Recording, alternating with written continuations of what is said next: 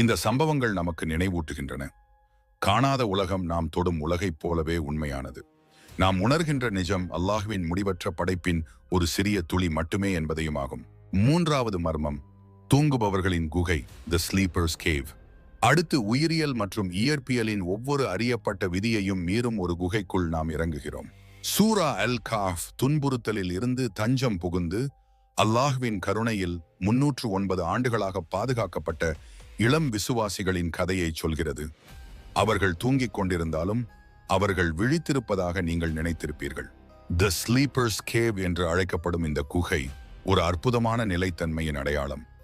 உடல்கள் சிதைவால் தீண்டப்படவில்லை, முடி மற்றும் நகங்கள் காலத்தால் அசைக்கப்படவில்லை, ஆனால் உணர்வு முற்றிலும் நிறுத்தப்பட்டது.